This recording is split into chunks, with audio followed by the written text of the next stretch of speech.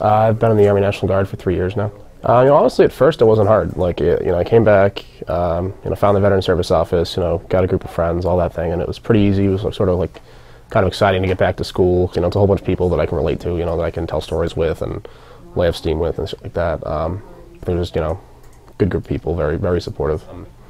But, second semester, when I was about a year back, I don't know, man, I kind of got like a little withdrawn, a little depressed, just from, I don't know, missing what I used to do on a daily basis, things like that, Just transition was a little awkward, but yeah, I had like a delayed response, I guess. Not so much now, but when I first got back, I was very short with people. I got angry really quick. I remember I was even like when I came home for leave in January 2011 or 2012 for my 2-week mid-tour leave, and I got some coffee and they screwed it up, and I screamed at the dude, like straight up screamed at him. Yeah, I've had experiences like that, just mostly yelling at waitresses and things like that. Sometimes with my friends, not as often. I remember one time I was crossing the street and a car was coming at me, and I went for my rifle that wasn't there, things like that, Well, there's like the big questions. They're like, oh my God, that sucks, and things like that. And they automatically assume that like I didn't want to be in the Army, or that like, I didn't volunteer. I volunteered. I wanted to go. And I'm glad that I went. I wouldn't change it. People have a lot of like these negative stereotypes of what they expect military service to be like, and it usually isn't the case. Then you get the questions like, have you ever killed anybody? Have you done this, that, and that? And it's like, general bad taste stuff, but most of them are just kids and they don't know any better. Yeah, I guess I'd still definitely stick more to military types than not. Yeah, just because I guess I have more in common with them. I mean, I joined when I was 18, like right out of high school, and I was just kind of like, hanging out, just not really doing anything, getting high, play video games, whatever. Was really fat.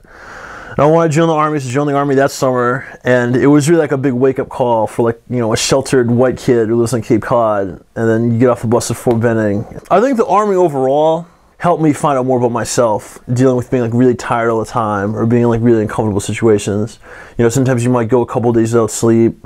Sometimes, it's super cold out, you still have to be outside, or you have to do things really physically rigorous, or like in Iraq, sometimes you get very little sleep. It's like 120-something degrees outside. You're doing all kinds of stupid crap, and you have to, do a patrol or go deal with some idiots or whatever, and go like search them, ask some questions or whatever. I don't know. It made a man out of me. Well, I'm getting my doctorate in educational policy and leadership, and my research focus is student veterans. My dissertation is going to be on success. What are the factors of success for student veterans? Folks, when they separate from the military or when they're in the Guard and Reserve, they know that part of their plan is they want to get their education.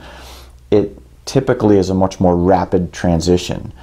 And so you get a guy, we see this quite frequently all across the country, a guy or gal who's on active duty, even deployed one day. I interviewed a guy last year, he was deployed on back-to-back deployments, came back in December, and 6 weeks later was sitting in a classroom here at the university. And that guy had switched from active duty to the National Guard. And so he was going through so many transitions. And this is the thing, it's not just transitioning to being a student, it's transitioning your identity. Am I an active duty guy? Am I a National Guard guy? Am I a military guy? Am I a civilian guy? What transitions are we really going through, and what can we do about it? Those rapid transitions, that guy was, I can tell you, he said so many times during the interview, I have no issues. And when you say over and over again that I have no issues, guess what? That means you have issues. Once upon a time, UMass was at the cutting edge. And you're going back 6-7 years now, when most campuses had nothing whatsoever. UMass was getting a student veterans organization, and I helped some of those folks get organized with that several years ago. And they were thinking about what can we do for veterans before most campuses in the country were thinking about stuff. To keep in perspective, most campuses in the country still don't have very much going on for student veterans, but for a campus that was once at the cutting edge, UMass has fallen behind. But there are really good developmental programs that are happening all across the country that UMass just hasn't kept up with.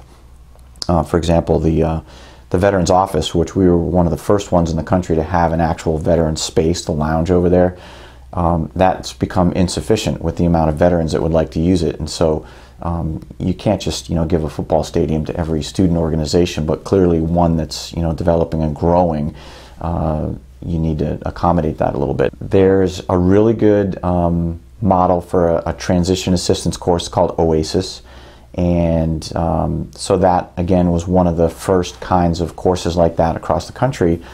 But what may be necessary is expanding that course and adapting that course to the individual needs of student veterans themselves, because not everybody comes in as a brand new student. The government has it, right?